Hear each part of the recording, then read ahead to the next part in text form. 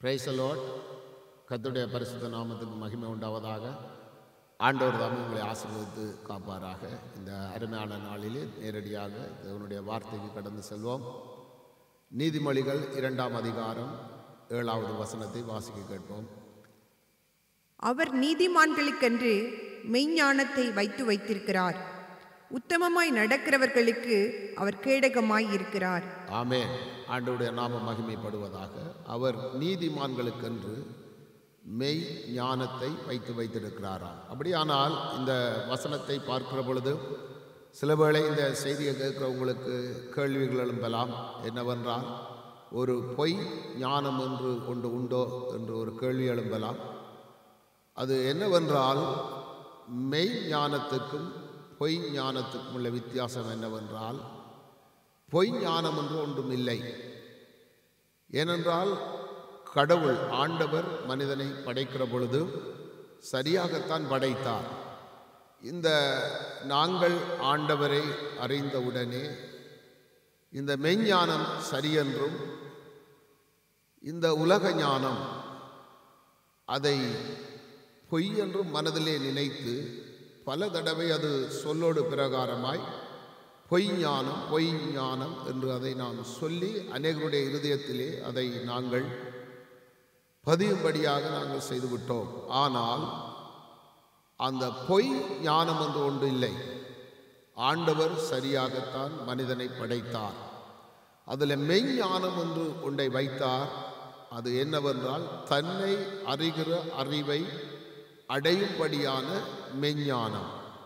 அந்த மெய்ஞானத்தை அன்று ஆதாம் ஏவாள் பாவம் செய்த பொழுது கர்த்தருடைய வார்த்தைக்கு கீழ்ப்படியாமல் அவர்கள் அன்று பாவம் செய்தபடியினாலே கடவுளை ஆண்டவரை அறிகிற அறிவிலிருந்து மனிதன் பிரிக்கப்பட்டான்.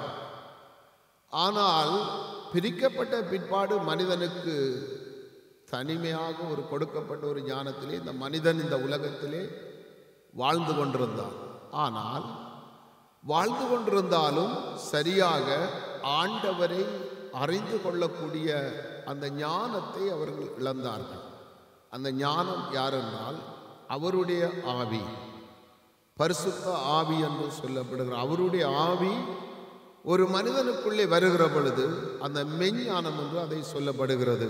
அதைத்தான் நாம் நீதிமொழிகளிலே 2:7 வாசித்தோம். என்னவென்றால், நீதிமான்களுக்கென்று மெய் ஞானத்தை வைத்திருந்தார் என்று.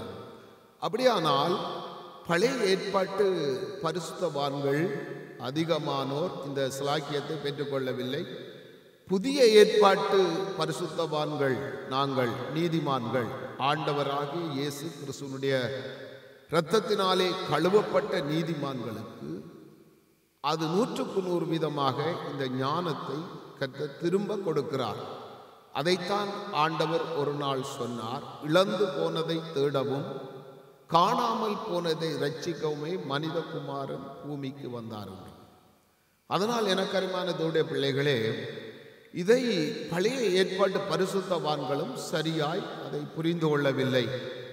அதனால் மனிதன் தங்களுடைய அறிவிலே, இந்த உலக ஞானம், அந்த அறிவிலே இந்த மனிதர்கள் இந்த உலகத்திலே வாழ்ந்து கொண்டிருக்கிற பொழுது ஆண்டவராகிய இயேசு கிறிஸ்து மாம்ச வடிவிலே பூமிக்கு வந்து இந்த மெய் ஞானத்தை குறித்து பிரசங்கம் பண்ணினார், போதனை செய்தார், உபதேசம் செய்தார், இதை அறிந்து கொள்ளும்படியாக. அப்பொழுது அவரோடு இருந்த சீசர்கள் கூடி அதை புரிந்து கொள்ளவில்லை. காலப்போக்கிலே அவர் தன்னுடைய பிதாவுடைய சித்தத்தை பூமியிலே செய்து முடித்த பிற்பாடு அவர்களுக்கு ஒரு கட்டளையை கொடுத்தார், நீங்கள் எருசலேமிலே காத்திருங்கள் என்று.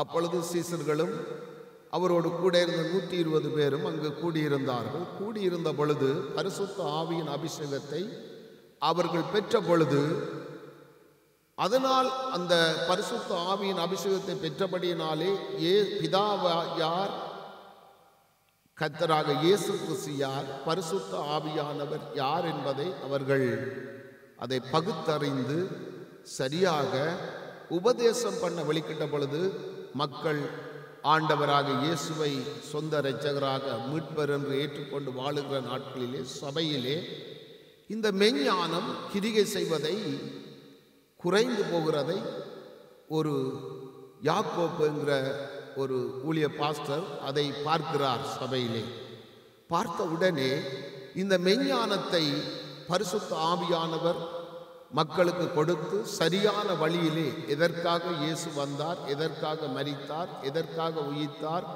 எதற்காக எங்களை மீட்டார் என்பதை அறிந்து சரியாய் புரிந்து சபை மக்கள் வாழ வேணும் என்று அப்போஸ்தலர்கள் விரும்பினார்கள். அப்படி விரும்புகிற பொழுது ஒரு நாள் யாக்கோப்பு அதை குறித்து அழகாக எழுதுகிறார். யாக்கோப்பு 1ஆம் அதிகாரத்தில் 5வது வசனத்தை வாசிக்க கேட்போம். உங்களில் ஒருவன் ஞானத்தில் குறைவுள்ளவனாய் இருந்தால் யாவருக்கும் சம்பூர்ணமாய் கொடுக்கிறவரும் ஒருவரையும் கடிந்து கொள்ளாதவருமாகிய தேவனிடத்தில் கேட்க கடவன். ஆமென். அப்பொழுது அவனுக்கு கொடுக்கப்படும். ஆமென். அங்கு யாக்கோப்பு என்ன சொல்லுகிறார் என்றால், அவர் சம்பூரணமாய் அந்த மெய்ஞானத்தை கொடுக்கிறவராய் இருக்கிறார் என்று அவர் அங்கு எழுதுகிறார். அப்போ அது சபைகளுக்குள்ளே மிகவும் பிரயோஜனமாக அந்த அபிஷேகம், பரிசுத்த ஆவியினுடைய அபிஷேகத்தின் ஊடாக அந்த மெய்ஞானம், அதாவது மெய்ஞானம் என்றால் என்ன, மெய்ஞானம் என்ன என்று நாங்கள் ஏன் அடிக்கடி அதை உங்களுக்கு நாங்கள் எங்களுடைய செய்திகளில் சொல்லுகிறோம் என்றால், அந்த மெய்ஞானம்தான் கடவுளை அறிகிற அறிவுக்குள்ளே நம்மை நடத்துகிறது. எது நல்லது, எது கூடாது, எதை கடவுளுக்கு பிரியமாய் நாம் செய்யலாம், செய்யக்கூடாது என்பதை அந்த மெய்ஞானம் நமக்கு காட்டுகிறது. அப்போ இது மிகவும் இந்த நாட்களிலே இருக்கிற தேவனுடைய பிள்ளைகளுக்கு இந்த மெய்ஞானத்தை நாம் கட்டாயம் பெற்றுக்கொண்டு அவருக்கு பிரியமான பிள்ளைகளாய் வாழ வேண்டும் என்று அன்று யாக்கோப்பு எழுதிய வசனத்தை இன்றைக்கும் நாம் சபைகளிலே உறுதிப்படுத்தி மக்களுக்கு போதித்து இந்த மெய்ஞானத்தை பெற்று, இன்றைக்கு உதாரணத்துக்கு பாருங்க, இந்த மெய்ஞானத்தை சரியாக புரிந்து கொள்ளாமல் விளங்கிக் கொள்ளாமல் இருக்கிற மக்களிடத்திலே மிகவும் பயங்கரமான போராட்டங்கள், பயங்கர விதமான குழப்பங்கள், பயங்கரமான பயம் அவர்களை சூழ்ந்திருக்கிறது இந்த கடைசி நாட்களில். என்னவென்றால், மத்தேயு 24ஆம் அதிகாரத்திலே ஆண்டவர் சொன்னதான தீர்க்கதரிசன வார்த்தைகளை இந்த கடைசி நாட்களிலே எங்களுடைய கண்களுக்கு முன்பதாக நாம் அதை பார்க்கிறோம். சிலருக்கு அதை விளங்கிக் கொள்ளாமல் சிலர் பயப்படுகிறார்கள். இன்றைக்கு நீங்கள் உங்கள் கண்களை ஏறெடுத்து இந்த மெய்ஞானத்தை அறிந்து கொள்வீர்கள் என்றால், இன்றைக்கு உலகத்திலே பார்ப்பீர்களான எங்களுடைய கண்களூடாக யுத்தங்களின் செய்திகளையும் நாங்கள் பார்க்கிறோம்.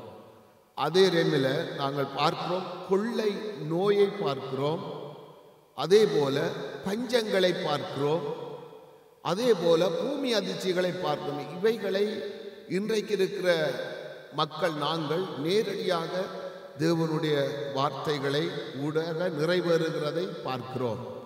அதனால் எனக்கு அருமையான தேவனுடைய பிள்ளைகளே, இந்த வார்த்தையை கேட்டுக்கொண்டிருக்கிற என் அருமை சகோதரனே, சகோதரியே, தொடர்ந்து நீங்கள் இந்த மெய்ஞானத்தையும் இந்த ஆண்டவரையும் நீங்கள் அறிந்து கொள்ள வேண்டும் என்றால், நீங்கள் யாரிடத்திலாவது ஒரு பைபிளை வாங்கி தொடர்ந்து நீங்கள் வாசித்து இந்த ஆண்டவரை அறிந்து கொள்ளுங்கள். அப்பொழுது நீங்கள் ஆசீர்வாதமாய் சமாதானமாய் இருப்பீர்கள். கர்த்தர் உங்களை ஆசீர்வதிப்பாராக. God bless you.